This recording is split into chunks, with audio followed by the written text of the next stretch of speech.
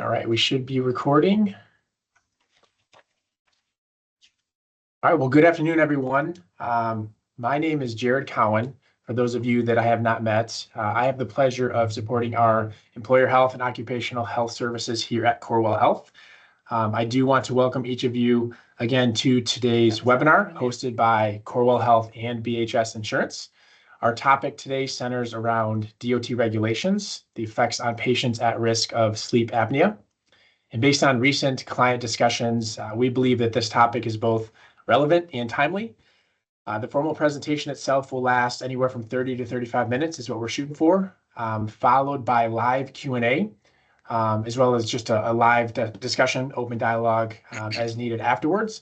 So please, throughout the presentation, as you have questions, populate the chat. Rich will be facilitating the Q&A after the presentation portion, or if you want to go ahead and hold that question, you can, and you can ask it live as well. On that note, if you could please keep your audio muted throughout the presentation, that would be appreciated.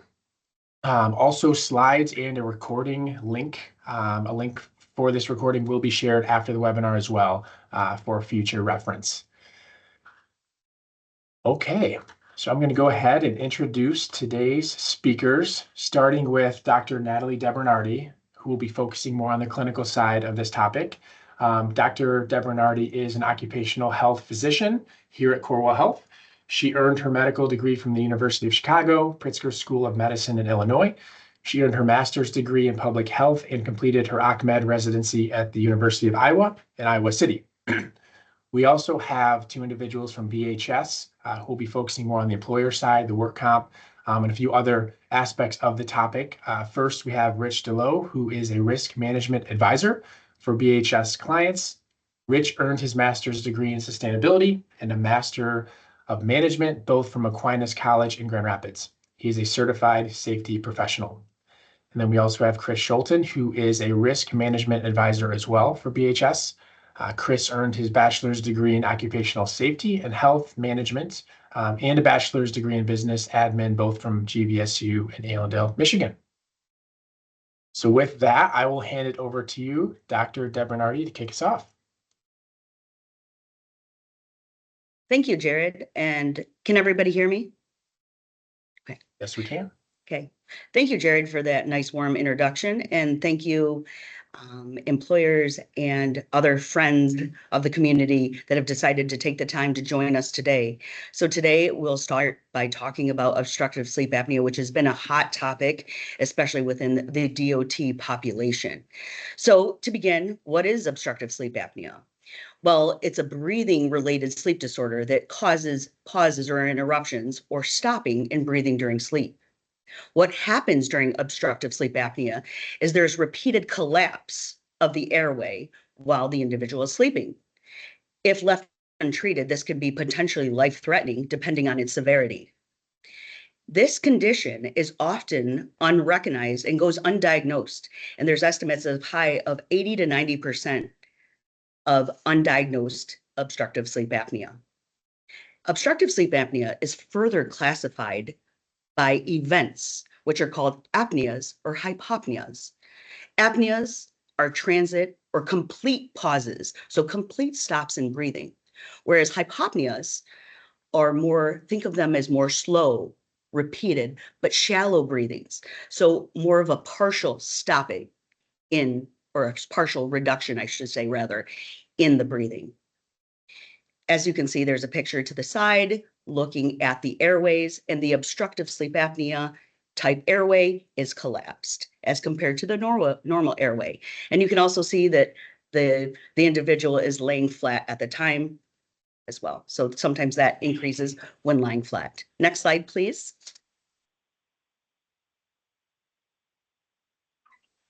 To further describe obstructive sleep apnea, we look at the AHI index, and most people, that is found through testing or sleep studies. The apnea hypopnea index looks at the number of events or stopping of breathing between the complete stopping and the partial stoppings, or the hypopneas. Anything less than 5 times per hour is considered normal.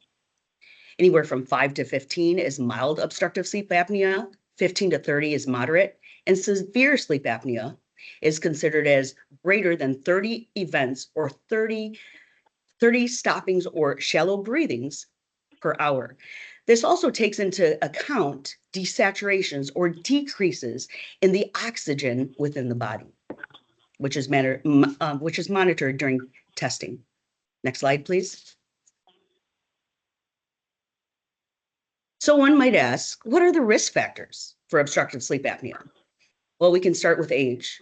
So unfortunately, as we become more experienced in life or as we age, the prevalence or the possibility of obtaining sleep apnea or getting sleep apnea increases. And this is because our airway becomes a little bit more floppy, just as the musculature kind of fatigues or becomes more atrophied, and the lack of a better way to say it, as we age.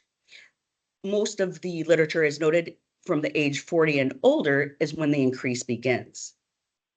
Also, a risk factor would be sex, as this is identified more commonly in males. And this has to do with their airway structure.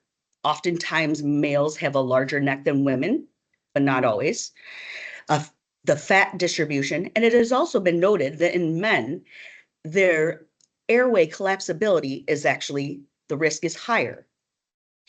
It has been found that obstructive sleep apnea is approximately 2 to 3 times that of females in the earlier years. And we'll talk a little bit more about that in a moment. It is important to also realize that obstructive sleep apnea can also affect women and children, however. The prevalence in men and women actually becomes similar once a woman becomes peri or postmenopausal, once they're around the time of menopause or they go through menopause. This is actually due to the protective nature of our reproductive hormones as women. So estrogen and progesterone. And as we age or enter menopause, the estrogen levels go down. Another risk factor is weight.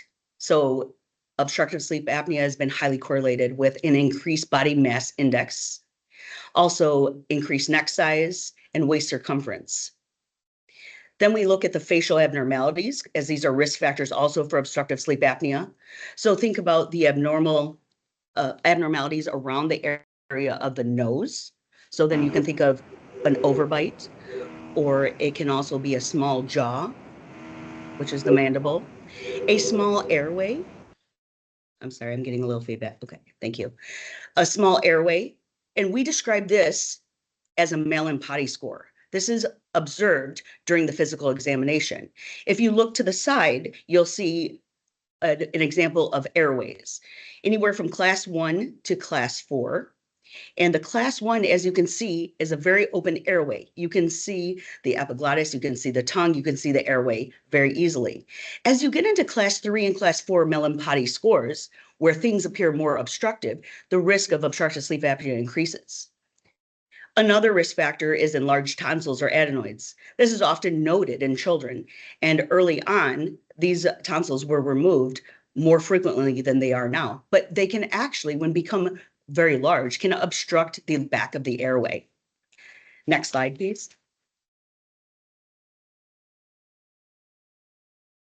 To further describe risk factors, things that have been less established but are pretty well known. Smoking may increase or worsen the risk of obstructive sleep apnea. Another reason for us to encourage people to quit smoking or not start. It is thought that this is due to the inflammation caused by smoking. Also, there is a family history. Oftentimes, there could be someone could state or have noted that there's very loud snoring, or somebody in their family could have known obstructive sleep apnea and use a CPAP, but it's been established, but less well, that it runs within families. Things that may worsen obstructive sleep apnea, well, we can all imagine some things, and that would be substance such as alcohol. With alcohol, things become very relaxed. The airway also relaxes as well, and too much alcohol, you can decrease the risk to breathe as well.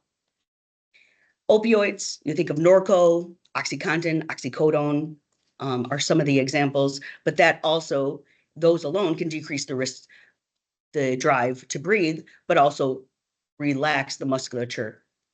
Other medications include benzodiazepines, which oftentimes Valium sometimes is used as a muscle relaxant, but mostly it is used as an anti-anxiety medication.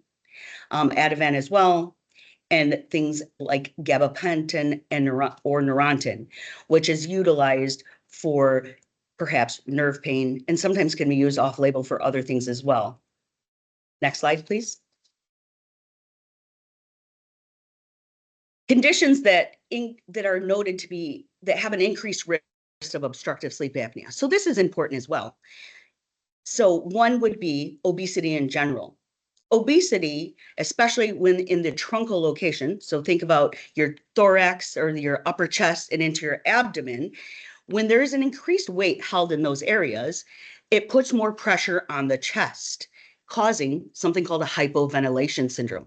So you're unable to breathe just due to the weight of the body. You're unable to take deeper or more fulfilling breaths.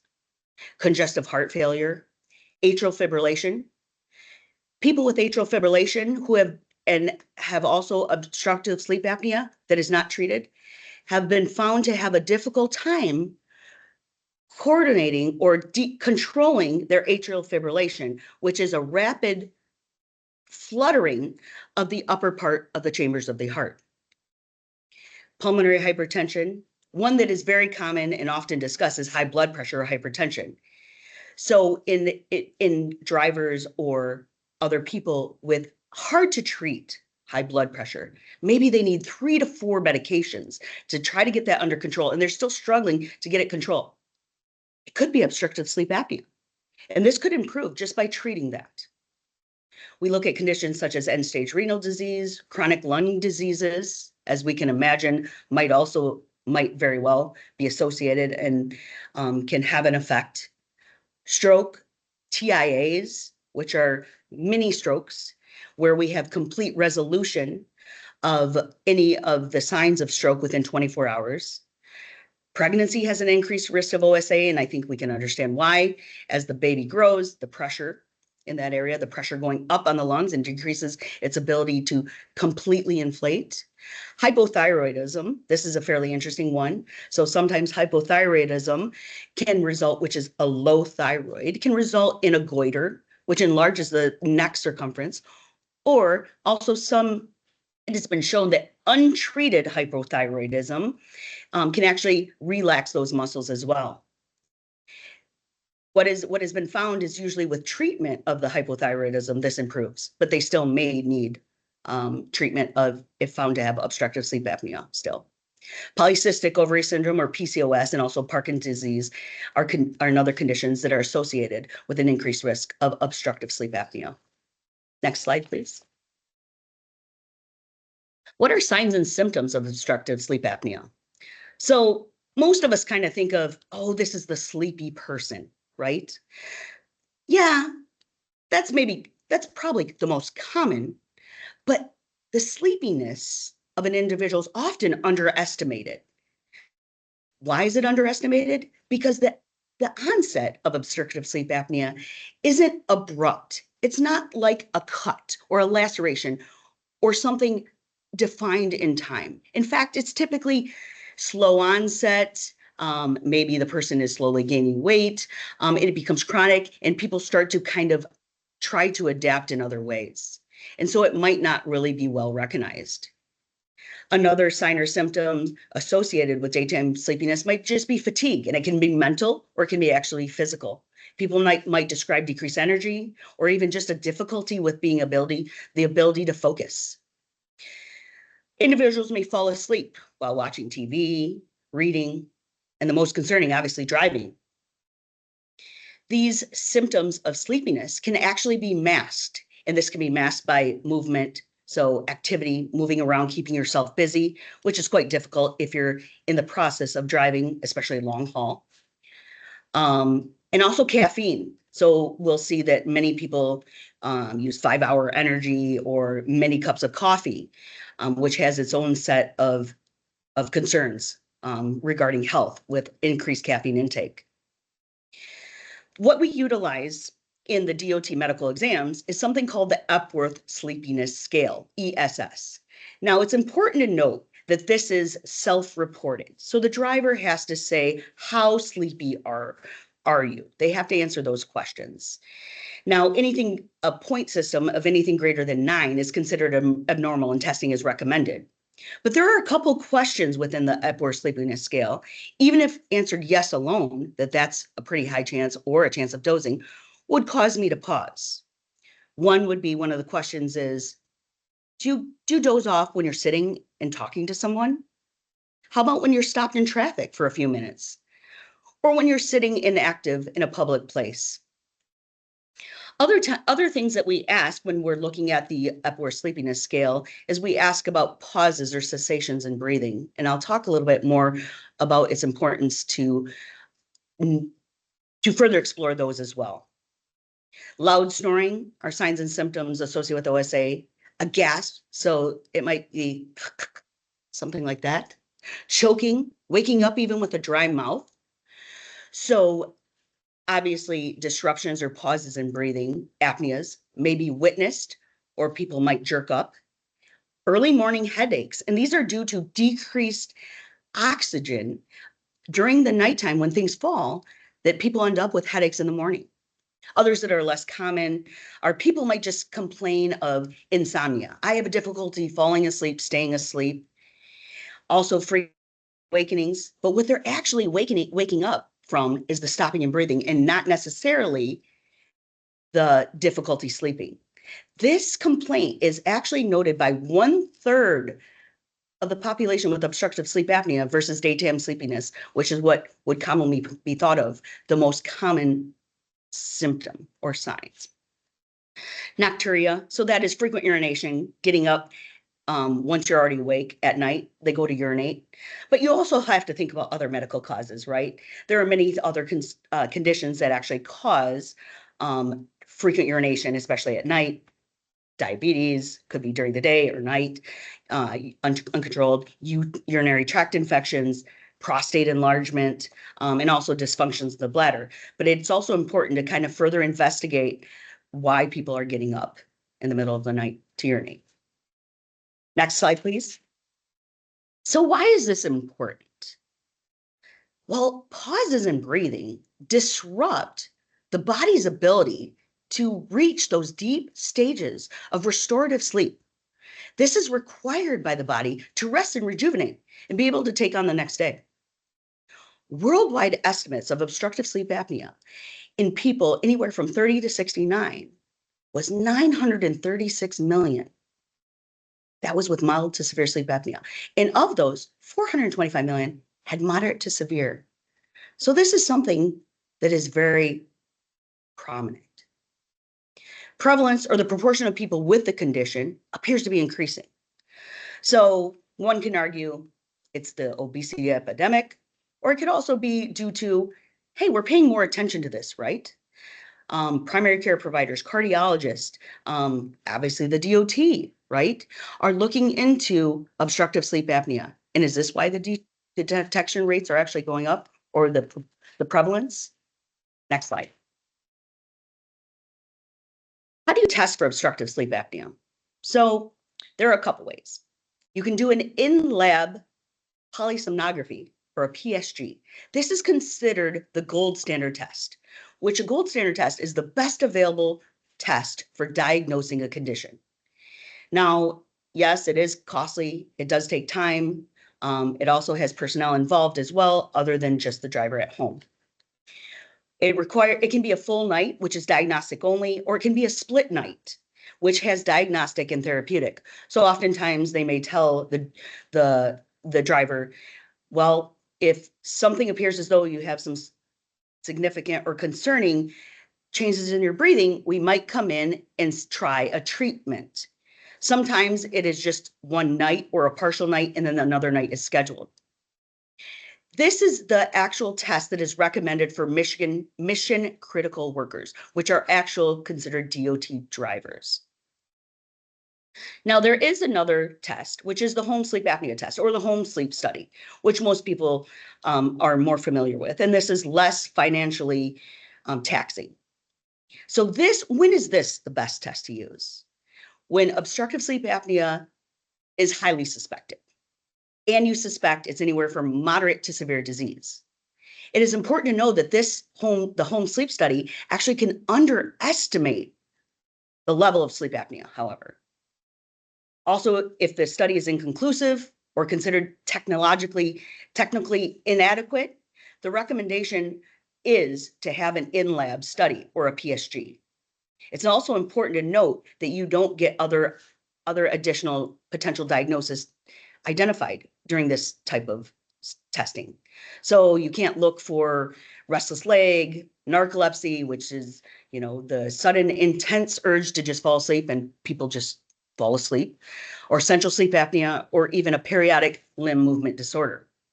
The results from both of these tests are interpreted by a sleep medicine physician. Next slide, please. So what is the treatment of obstructive sleep apnea? So there are a few, and I'll try to gloss through these, but most of us know about positive airway pressure. This is either CPAP or BiPAP. And what it does, it is something that can be placed over the face. It can be over the face, nose and mouth, or it can even be nose pillows. There are different variations which have come a long way over the most recent years. What it does is it blows back pressure and it actually holds the airway open, so decreasing the risk of collapse. This can be tweaked based on looking at your AHI. And that's what the sleep medicine physician or provider works to finesse. The goal would be to have the number of AHI or apnea-hypopnea index, the apnea-hypopnea index, AHI, to be towards normal and as close to zero as possible. There's also oral appliance, and this is fitted by a special dentist. But it's important to know, if you decide to go this route and if it's recommended by the sleep medicine provider, that this should also be proven to be efficacious and useful and a good treatment by repeating a sleep study and showing that the AHI has come down. There's also surgery. This is when other approaches have failed. In Inspire, which is an implantable device, this is relatively new. The individual would have to push to start, and it's almost kind of thought of as like an internal CPAP. So you don't have anything on your face. There are behavioral changes and positional changes. These are most notable and recommended for very mild sleep apnea, which behavior will be weight loss. Although if overweight, even with moderate to severe, this would be recommended. Positional therapy could be a recommendation. Oh, let's sleep on our back. Sometimes there's a wedge. Sometimes there's a tennis ball placed behind the back to keep somebody from rolling onto their back if they have increased stopping cessation of breathing while they're on their back. They could also raise the head of bread. Other recommendations: decrease alcohol, quitting smoking, and sleep providers always recommend against driving when you're fatigued. Next slide, please. So what does FMCSA say about this? So they have actually participated in funding a study done by University of Pennsylvania, which found nearly 1/3 of commercial truck drivers have mild to severe obstructive sleep apnea. So they've actually invested money in finding out how common this is and recognize that this is a concerning condition. FMC regulations do not specifically address sleep apnea, however. They don't talk about when to screen, how to screen, but they do have, they do place it on, they do recognize that it is a concerning condition, and if recognized and treatment is recommended, it should be. FMCSA has a medical examiner's handbook, and we are lucky that it has recently been updated. We now have a 2024 edition. Within that is the respiratory regulation, and there is not much information under obstructive sleep apnea. Basically, and we'll talk a little bit more, but certified medical examiners are tasked with determining whether the potential or the obstructive sleep apnea that a driver may have affects their ability to drive safely. The CME will also follow best practices. It is important that the CME has good medical judgment, has knowledge of the disease process or condition of obstructive sleep apnea, and understands the role and responsibilities of a driver. Next. Right.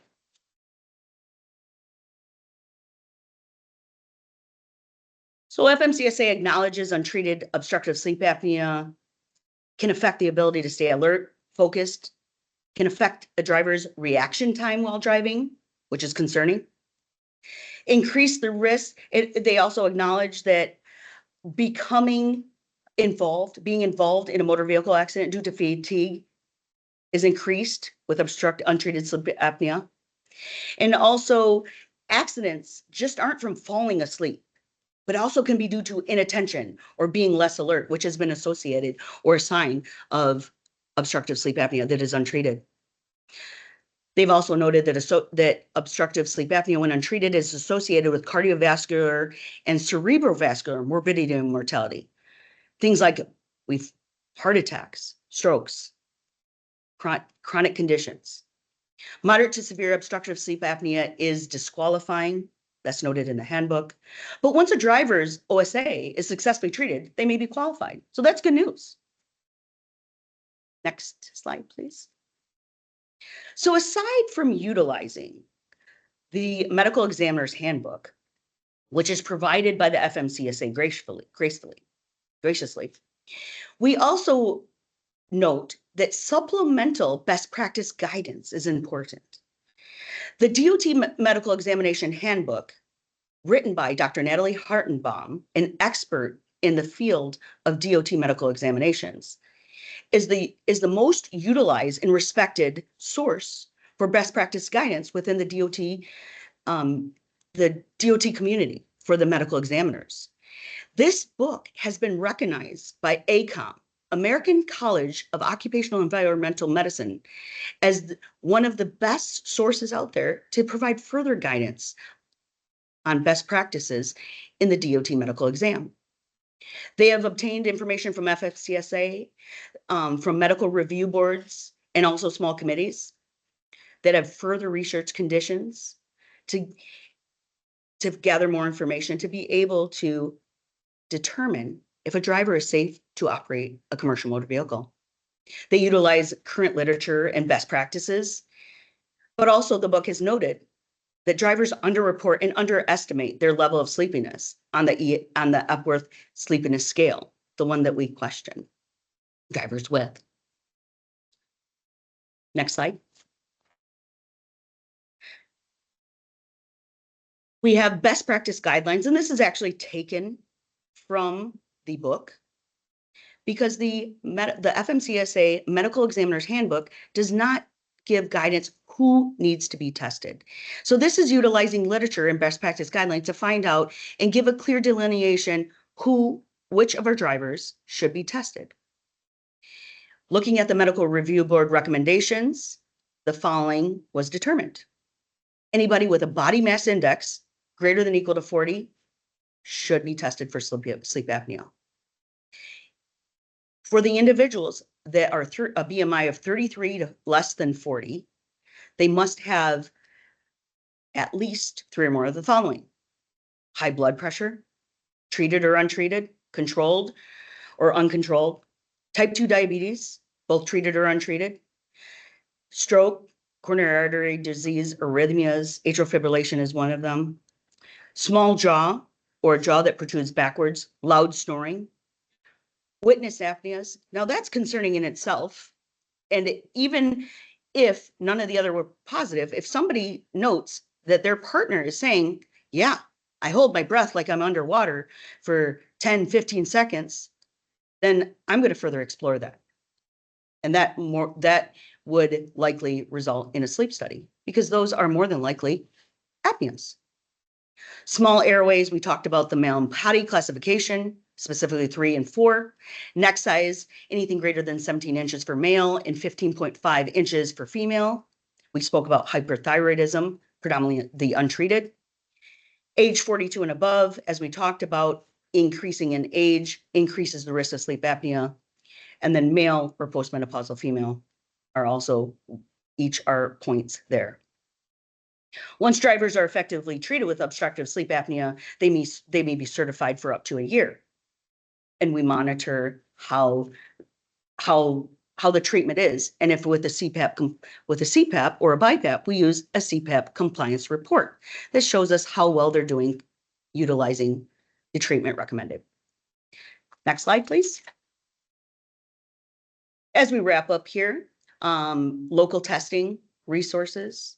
Of course, there's Corewell Health, University of Michigan West, Trinity Health. They all have sleep medicine clinics. And then also there's another local one in East Lansing, Comprehensive Sleep Center. Next is a case study. So just to kind of put all this information together, we have a 48-year-old male, comes in for a DOT physical, has a history of high blood pressure or hypertension. BMI is 35, neck is 17, and Mallampati is 4. That should be IV or 4. So on the questionnaire, they marked loud snoring, but denies history of sleep apnea and has never been screened or tested. So if we look at the criteria here, we look at the body mass index was greater than equal to 33. So we're at 35. And we look for points here: high blood pressure, male, over 42, and then also has a Mallampati score if it should say 4, or Roman numeral 1V there. So based on the best practice guidelines, this is an example of someone that would be recommended for a sleep study. Next slide. Thank you. All right, this is where I believe I take over here. So we'll wrap this up shortly. Just a few slides to get through. This is more just from a basic workplace safety. How does this affect your employees and the employers? So just starting off, you could have fatigue and red or reduced alertness, higher risk of job injuries, legal and liability concerns. You could also have impaired cognitive function. That's going to lead to decision-making, problem-solving, memory with your job tasks, increased risks of accidents, drowsiness, poor reflexes, increased absenteeism. So it doesn't really matter what industry you're in, all those can affect you. Next, please. So impact on work comp claims. Insurers, there's a potential to investigate whether sleep apnea contributed to an employer's job injury. So a pre-existing sleep apnea could lead to a denial in the claim if fatigue caused the accident. So they're going to look for if the injury or condition, if it directly affects or arises from the work environment. So if there is a correlation between the two, it could lead to a potential claim denial. So kind of going on that, severe unrelated sleep apnea can lead to long-term health problems. We already went over the long list there. Again, those could help qualify for disability in claims if it's worsened by the job conditions. Litigation, something no employer really ever wants to have to go to. Employers, you could face legal challenges if under the ADA, if they fail to accommodate employees with a diagnosed sleep apnea. So once it's diagnosed, you do have reasonable accommodations, adjusting work hours for treatment compliance. Next one, please. So cost impact for the employers, higher insurance premiums due to frequent OSA-related claims, reduced productivity, increased healthcare costs from chronic disease. Those can all lead to just overall higher healthcare costs. It could also exacerbate current health conditions that your employee could potentially have. It could also lead to higher costs for treatment. Those treatments, if left untreated, it could lead to a more expensive type of treatment than if you were proactive and detect certain types of injuries before they got to a point where more expensive treatments were going to need to be used. And then just next slide, a couple recommendations for employers. So encourage your sleep apnea awareness, educate your employees on recognizing symptoms, seeking treatment. Most employers, they come out with a statement where they say, we want our employees to go home in the same condition that they came. you go through a lot of training and education of your employees for that. It also work the way around. You want to educate your employees, so you want them to come in to the workplace healthy. You want to promote health and wellness programs, so offer weight management, uh, sleep health initiatives. Consider accommodations. You might have to think outside the box on some of these. Can you adjust shifts? Can you adjust workloads for employees undergoing sleep apnea treatment? It's a lot easier to accommodate a current employee that you know is a good employee compared to having to go out and find a new employee. And then lastly, ensure compliance with safety regulations. Inform employees about FCSA regulations for commercial motor vehicles driving, regarding sleep apnea compliance and care. So I'll turn it over to now. I think it's an open board. We have a couple of questions that were pre-submitted, but if you do have any other questions, feel free to chime in now.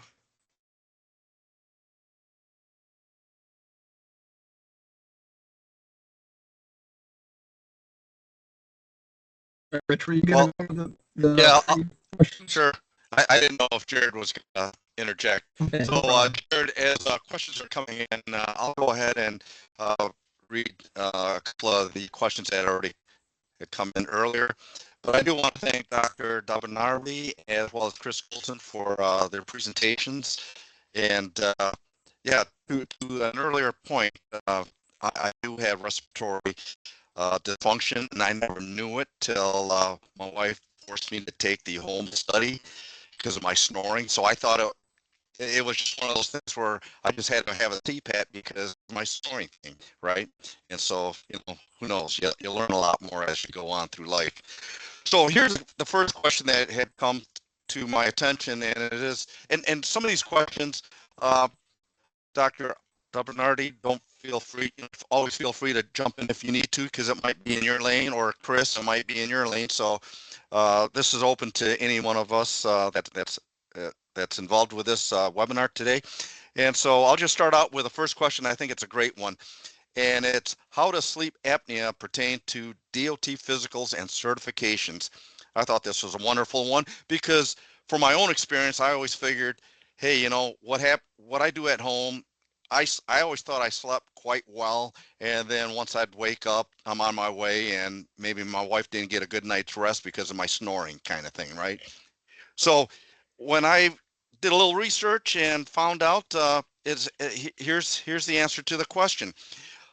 During sleep, OSA blocks the airway and prevents individuals from breathing up to a dozen of times per hour, awakening the sleeper. Now, sometimes that happens, sometimes it doesn't. In my case, it didn't. But here's what it means. This means that time in bed does not equal sleep. In fact, 8 hours of sleep with OSA can be less refreshing than 4 hours of ordinary uninterrupted sleep. And I thought, man, that is so important to understand that, because what it does is you're not getting the restorative sleep that the good doctor had mentioned earlier in her presentation. And that, of course, is going to show up in your waking hours, especially if you're driving and you're going through a long stretch. And I've experienced that many times where I couldn't drive on the toll roads for any length of time without dozing off almost. And I think, when we realize that 1/3 of DOT drivers have had that experience, I think that was the percentage, 1/3. I think we've all witnessed where we're driving on a straightaway and you see this semi truck and you're just about ready to pass this vehicle, and they're just driving normal, they're at the speed limit, and all of a sudden out of nowhere they're just jerking around from lane to lane. And I used to think, well, that's probably because they're on their cell phone or something like this, and it could be at times, but there are other times, and probably more often than not, they just kind of dozed off, right? And so and I can tell you from my own experience, I used to do that too. So going on with further, this OSA can also lead to mood swings, difficulty controlling inappropriate feelings, and with drivers, they're more likely unintentionally to serve and strike an object, as I had just mentioned. So with regards to certifications, if a CME screens a driver with potential contributing OSA risk factors, the driver should be referred to a sleep evaluation study. The only problem is a lot of times employers are precluded from doing this if there's no history of it. And so what the good doctor is able to put out was the risk factors, like, for example, over 42. Yeah, I'm over 42. And neck size. Yeah, my neck size is over 17 inches. And yeah, I snore at night. So, in those cases, I do have 3 or more of those risk factors. And once you're able to determine that as an employer, you can go ahead and send that person in for further evaluations, which in turn that doctor would probably refer that person to a sleep specialist, as I ended up doing. And so that would be some of the things that you could do. We talked, the good doctor talked earlier about the ESS scale, the Epworth.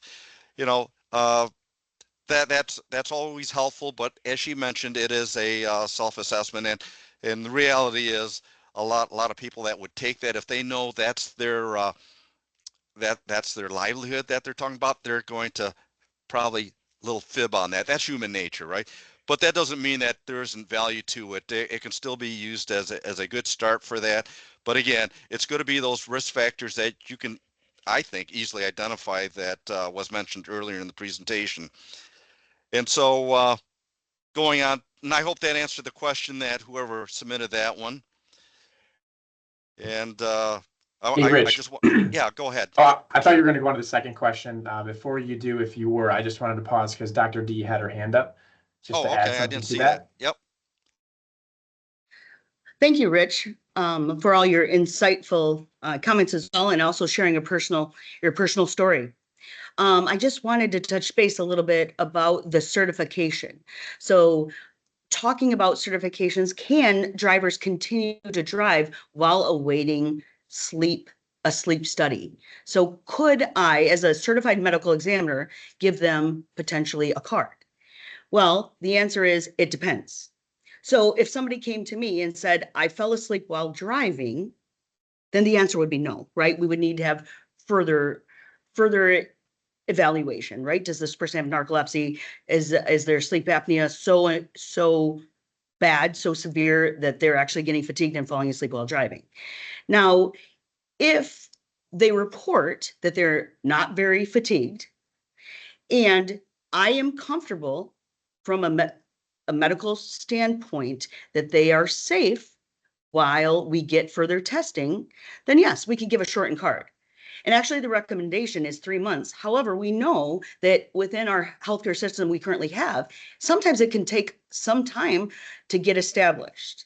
So usually what I do is I give about 6 months in order to go ahead, to get that referral out, to see sleep medicine, to have the sleep study. Oftentimes I have them check back in with me when they get the results. If they have any questions, I'm always available.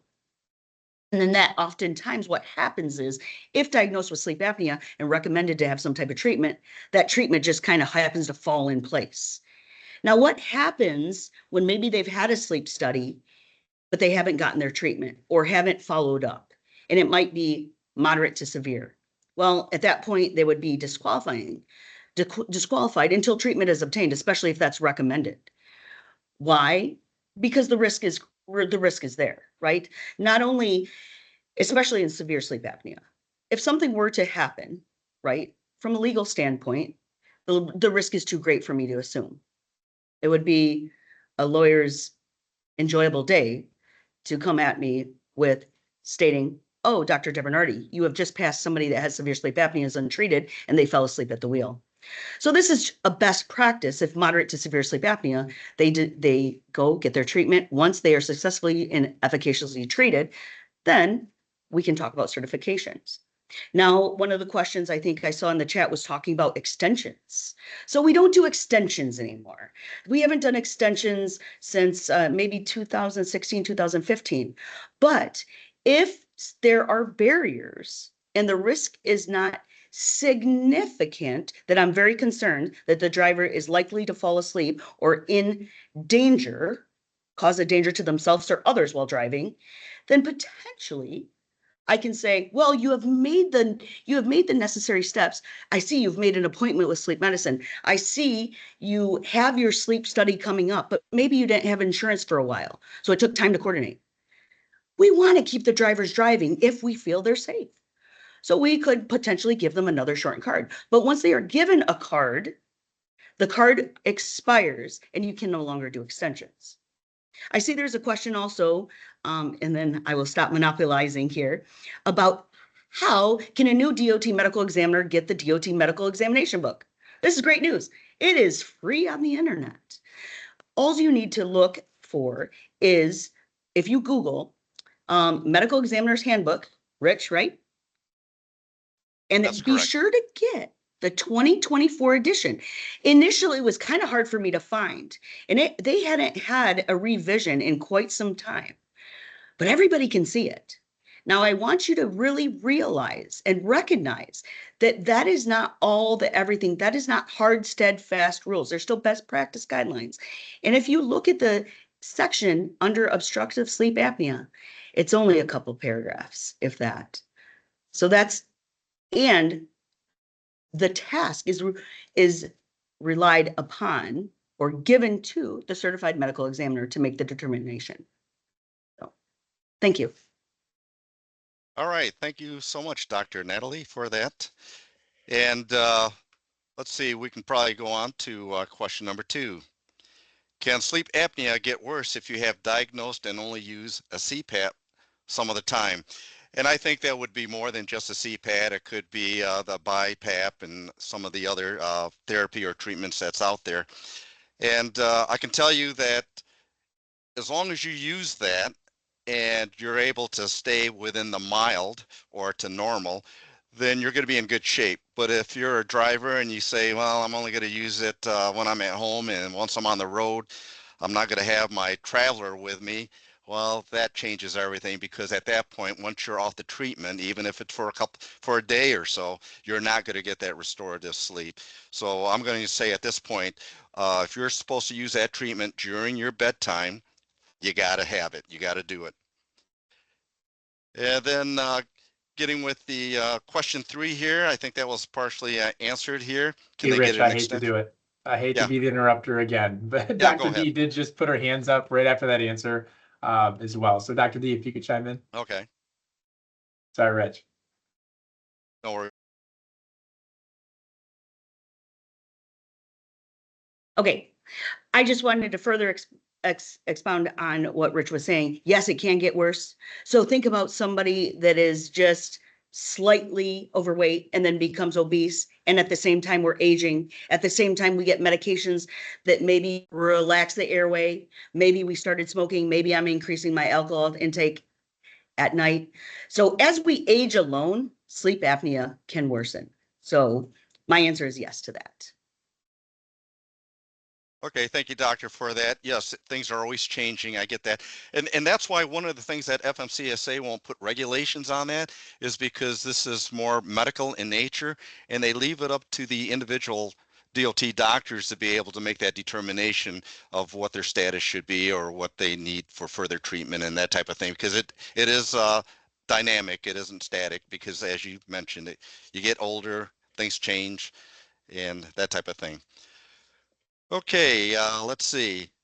I know in some of the other states, they do allow extensions for whatever reason. Again, each doctor is different. They're going to use their own sources of experiences over the years and that type of thing. And so a lot of times it depends. Sometimes you get a good doctor, sometimes you don't, just like a cop, right? Sometimes you get a good cop, sometimes you get a bad cop. Okay, so I don't see any more questions, but I do have a question here that I can present, and that is, can telematics determine if a driver is showing signs of sleepiness? And the quick answer is yes, especially with today's telematics. If you get the ones that have the advanced systems on it, it can detect signs of a driver's sleepiness by analyzing the driving patterns, especially if you got in-facing cameras. And that just gives more evidence, whether, because you just see the facial expressions, you're going to see them moving about as they're steering their vehicles and that type of thing.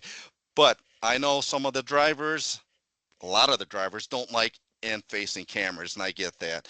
So that doesn't mean that other telematics without the cameras facing inward in the cab, but going outward or maybe at the rear of the vehicle, it can still pick up sudden uh, jerkiness. It can still pick up deceleration, acceleration. So one has to wonder, especially if you're on a straightaway and the speed limit is 70 miles an hour and somebody's really starting to go slow or they're starting to get a little jerky and stuff like that. Those could be indications of somebody that's getting sleepy behind the wheel. So I do want to say that and highly encourage anybody in the line here that has commercial motor vehicle drivers that it's always best practice to have telematics on your vehicles because these trucks they weigh a lot of pounds, right? Tons, and the implications of being in a car wreck or coming in contact with a regular motor vehicle can be quite severe. And next thing you know, you got people calling Sam Bernstein and company. So, a lot of times your carriers will even have discounts on telematics. So that's something that's worth looking into. So Jared, at this point, do you see any other questions for any of us to answer? Yeah, unless I missed it, that last one, I'm just curious around if a driver's waiting for a sleep study appointment and their med card expires, can they get another, well, I think we hit on the extension part, but from a standard approach perspective and communicating and trying to be proactive on the patient side, I know our providers have a lot of experience there, but maybe Dr. DeBernardi, could you speak a little bit to that for our clients to hear? Yeah. So it is always in our best interest and our desire to keep a driver driving, especially when safe. For this, though, they have to show some type of initiative. But as I stated prior, if there are barriers, we are very understanding as long as we feel the risk is not significant. And it's a little case by case. However, if the risk is not felt to be extremely significant and the risk of potential extreme fatigue, then I can see definitely giving another shortened card, which I had mentioned previously. Yeah. My goal is keep people in their jobs, keep people working. Right. Absolutely. Thank you, Rich, for that dialogue. And I wasn't aware that you had any history with OSA, so it was really a great segue and for you to take that portion. So thank you for all of that. Do you want to open it up? Are there any individuals on the call that want to ask a live question? We still have 5 or 6 minutes here.